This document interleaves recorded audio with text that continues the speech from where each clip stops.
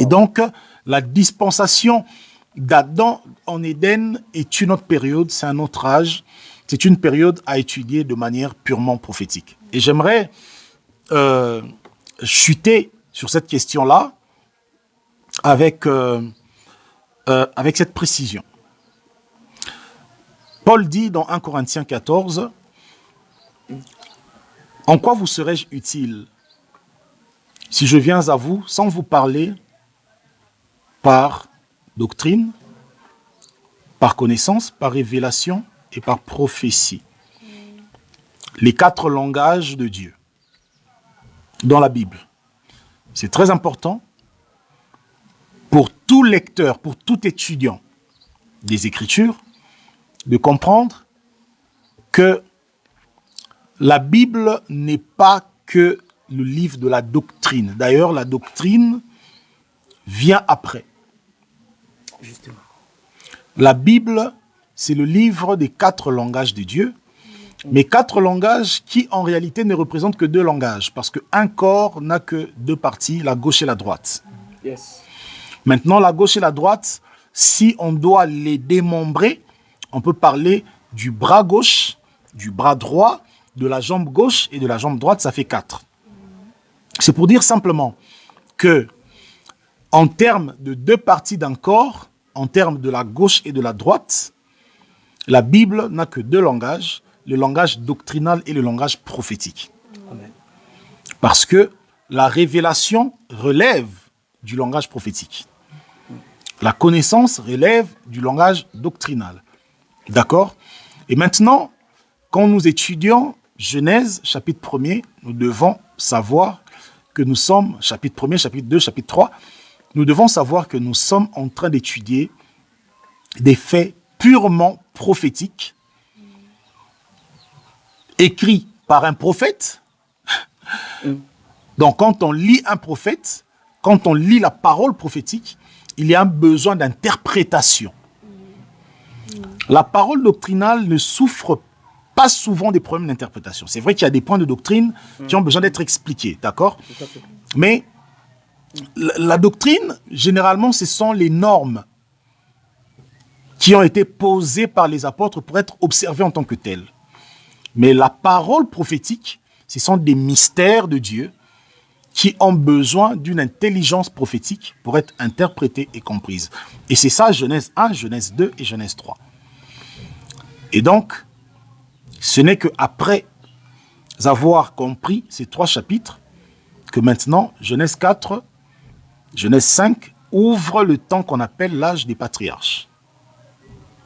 Donc, nous passons de la dispensation éternelle qui va de la création jusqu'à Adam, jusqu'au règne d'Adam, pour ensuite rentrer dans la dispensation ou l'âge des patriarches, qui sont énumérés d'ailleurs dans Hébreux chapitre 11, qu'on appelle les héros de la foi, et tout en précisant aussi que ce ne sont pas des héros avec OS à la fin, comme des sauveurs.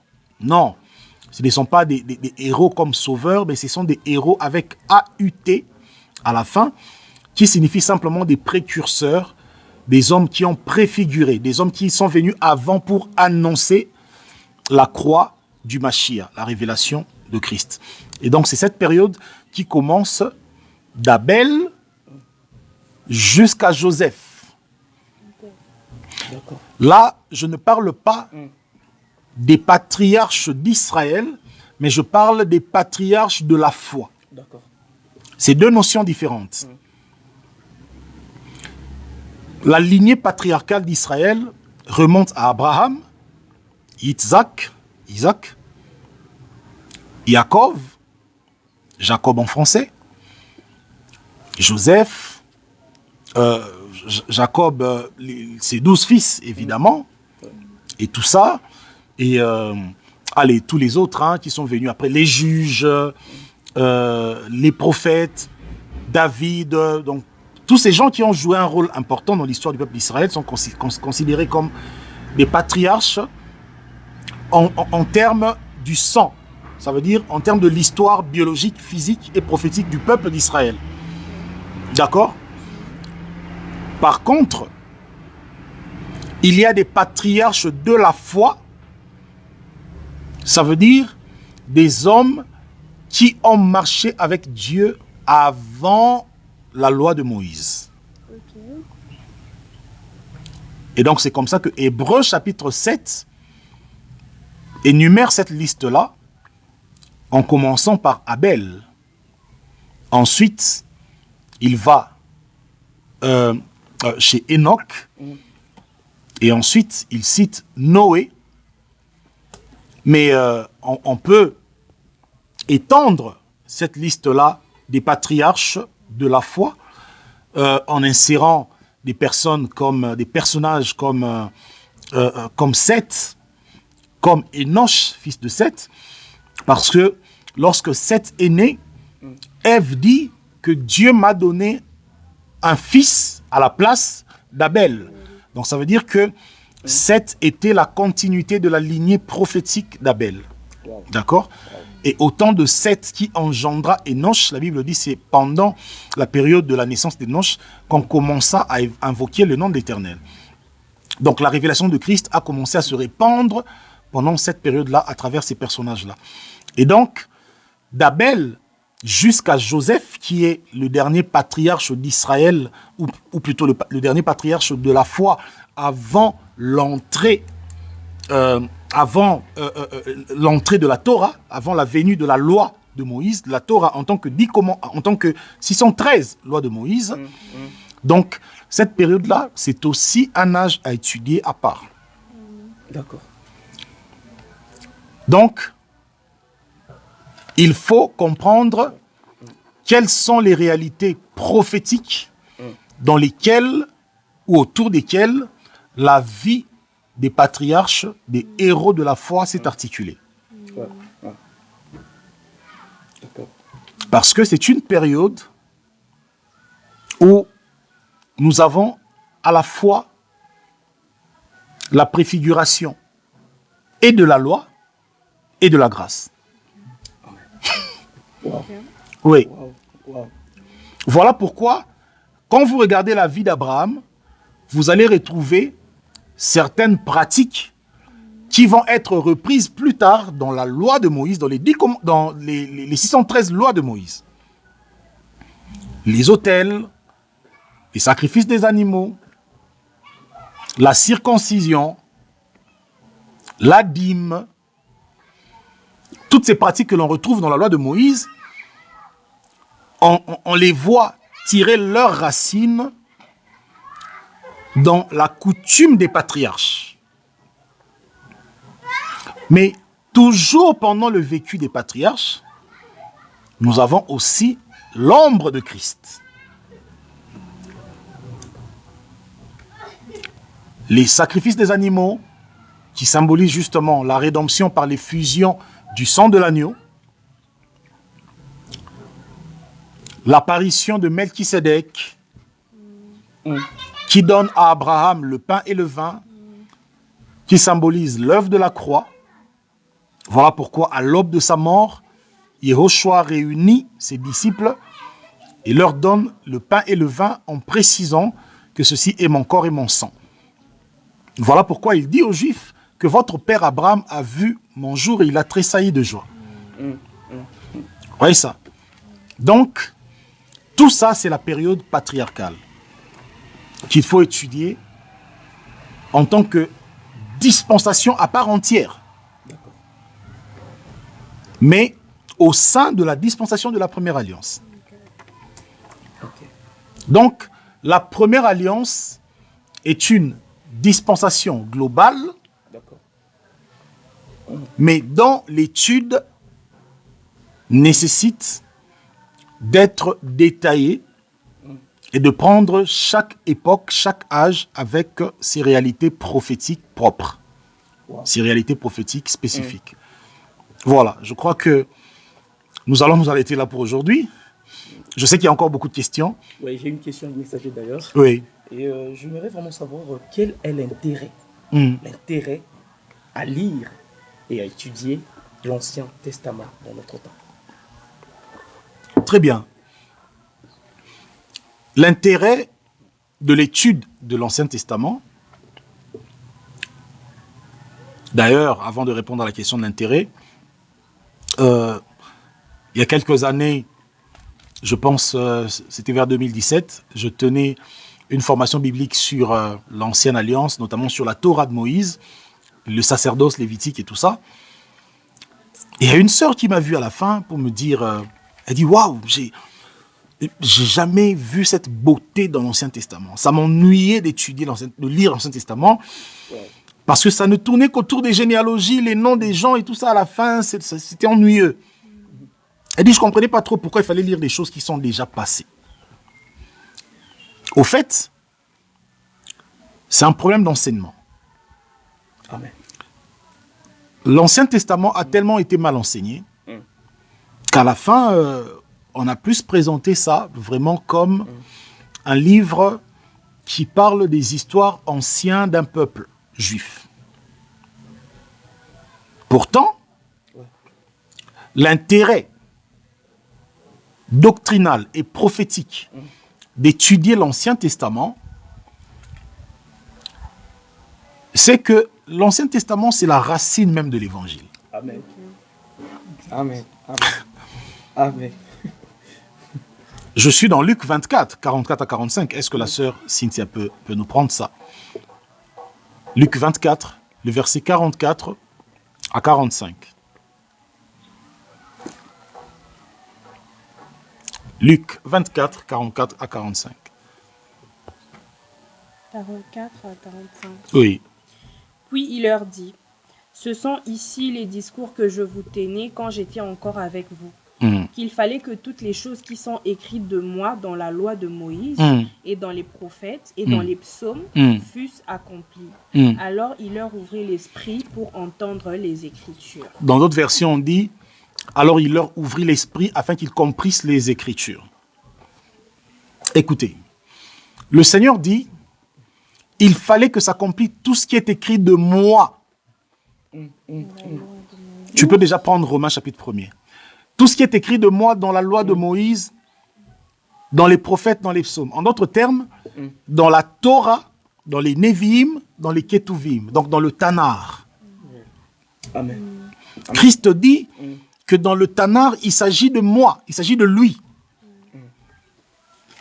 L'évangile que les apôtres ont prêché au 1er siècle, ils ne l'ont pas tiré du Nouveau Testament parce que le canon du Nouveau Testament n'a été constitué que 3 ou 4 siècles après les apôtres. D'accord. Ils l'ont tiré de l'étude du Tanar, de l'étude prophétique de l'Ancien Testament, des textes de la Première Alliance. Romains chapitre 1er, le verset 1er.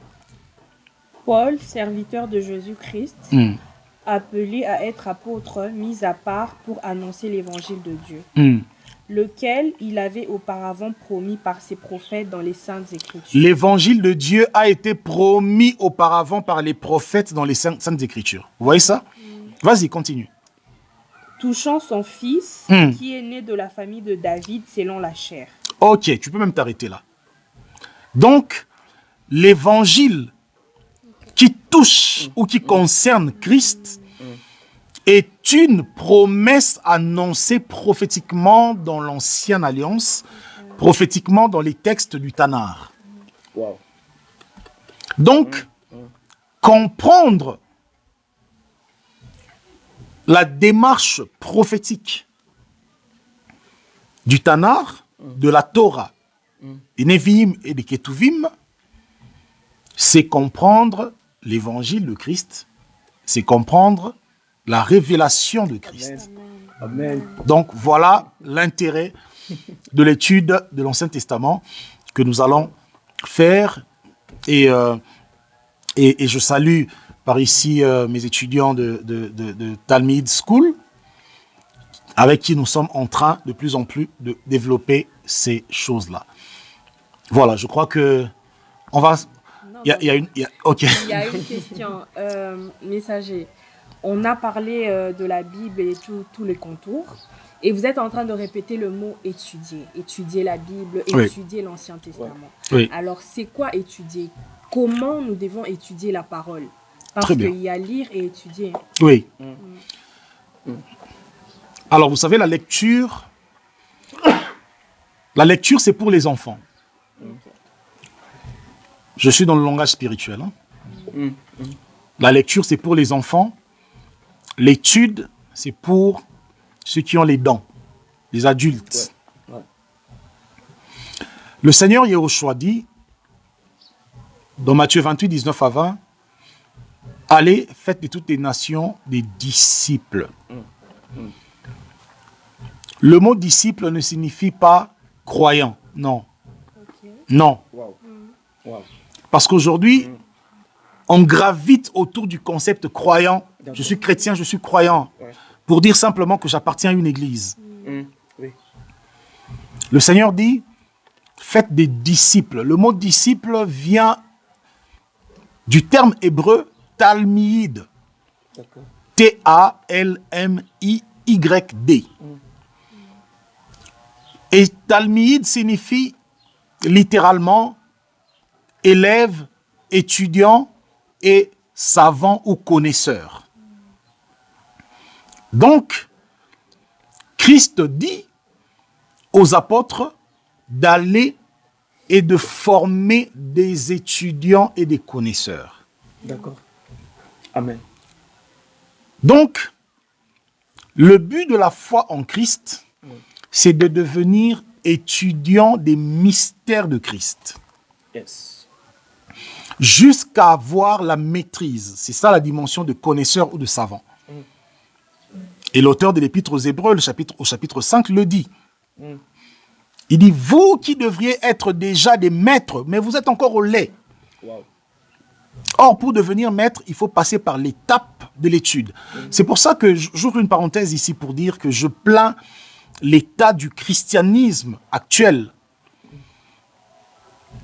Il y a une distraction énorme. On danse beaucoup, on saute beaucoup, on s'agite beaucoup, mais il n'y a pas de consistance en termes d'apprentissage de la parole de Christ. Yes, yes, yes. Alors que c'est ça même l'objet des églises locales. Okay. Dans Acte 2, on nous dit qu'il persévérait dans les enseignements des apôtres. Wow. Toujours dans les Actes des apôtres, on nous dit au chapitre 17 là-bas que Paul qui passait dans des synagogues où il rencontrait des juifs qui étaient évangélisés. Au fait, Paul passait du temps à ouvrir les textes du Tanakh pour leur démontrer point par point ce qui concerne le Mashiach. Amen. Amen. L'étude. Les gens ne se réunissaient pas dans des assemblées pour danser, pour aller dans des concours de musique, gospel et tout ça. Pour rapper, pour sauter, pour gesticuler. Non. Amen. Les gens se réunissaient dans des assemblées pour être formés. Vous avez l'exemple de l'apôtre Paul qui va enseigner toute la nuit au point où quelqu'un est tombé du haut d'un bâtiment en train de somnoler. Pourquoi? Parce que le travail sur lequel les apôtres s'apaisantissaient, c'était de transmettre la connaissance de Christ, parce qu'il fallait répondre au mandat qui consiste à faire des disciples et donc à faire des étudiants qui doivent devenir des savants, qui doivent parvenir à la maturité de la connaissance. Amen. Pas seulement parvenir à la connaissance, mais à la maturité de la connaissance. Parce que même la connaissance a des degrés. On peut parvenir à la connaissance, mais une connaissance basique du lait maternel, du niveau de lait. On peut parvenir à la connaissance en quittant celle du niveau de lait pour toucher à une connaissance qui consiste à la nourriture solide. Et on peut enfin parvenir à un autre degré de connaissance de Dieu qui tourne autour des choses ineffables. Comme l'apôtre Paul dit, il a été ravi au 3e ciel, il a vu et entendu des choses, mais dont il n'a pas eu l'autorisation de parler. Même Jean dans l'Apocalypse, il entend les 7 tonnerres retentir, Dieu lui en donne le sens, mais il lui dit, n'écris pas. Wow. Oui, parce que le royaume des dieux s'articule autour de l'apprentissage et de la croissance dans la connaissance des mystères célestes. Maintenant, donc comment étudier? J'aimerais ici rappeler les principes du sacerdoce. Vous savez, depuis que l'œuvre du ministère ou l'œuvre de la foi a commencé, dans l'histoire de la Bible, Dieu est le Dieu des maîtres et des élèves. Il est le Dieu des pères et des fils. Amen. Amen. C'est comme ça que Aaron, tout en étant frère biologique de Moïse, a appris le sacerdoce au pied de Moïse. Josué a appris le ministère prophétique au pied de Moïse. Élisée a appris au pied d'Élisée. Amen. Vous voyez? Au pied d'Élie, merci. Timothée apprend au pied de Paul. Les 12 apprennent au pied de Christ. La preuve, c'est que Jésus enseignait les foules la journée, le jour. Mais le soir, il se retrouvait seul à seul avec les 12 pour leur interpréter ou encore aller en détail des choses qu'il a eu à dire en public. Yes. Yes. Donc, on étudie la parole, on apprend l'étude de la parole à travers des pères, des maîtres. Mais maintenant, il faut que ça soit des maîtres, des pères qui eux-mêmes sont réellement immergés dans ces choses-là. Voilà pourquoi j'aime le terme que l'apôtre Paul emploie. Il ne parle pas des pères spirituels, non. Il parle des pères dans la foi. Parce que la foi vient de ce qu'on entend vient de la parole de Christ. Et donc la foi consiste en une doctrine. Quand il parle des pères dans la foi, il parle des géniteurs, des formateurs dans la doctrine. Amen. Vous voyez ça? Et donc, c'est comme ça que l'on apprend, bien sûr, par le Saint-Esprit. Mais le Saint-Esprit ne descendra jamais physiquement pour vous apprendre des choses.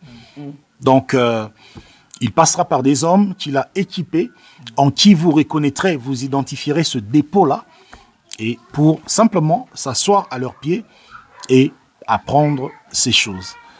Alors, je sais qu'il y a beaucoup de questions, mais je pense que on va avoir une autre séance d'ici là, pour continuer avec les autres points sur l'Ancien Testament, parce que j'ai annoncé la partie de l'âge des patriarches, mais après l'âge patriarcal, c'est là qu'on touchera à la Torah proprement dite, donc aux 10 commandements, pourquoi je dis les 10 commandements, les 613 commandements de Moïse, et donc c'est là qu'on parlera de l'Ancien Testament proprement dit.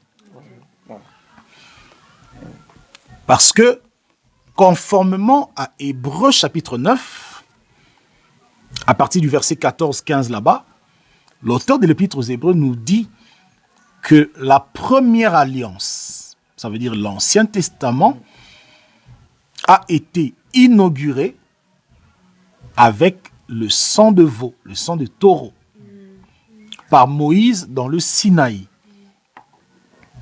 Donc, c'est à partir de la consécration de la loi de Moïse et de l'alliance de Moïse dans le Sinaï que la Bible parle vraiment de l'Ancien Testament. Et donc, de manière stricte, Ancien Testament, c'est simplement les 613 commandements de Moïse. D'accord. Wow.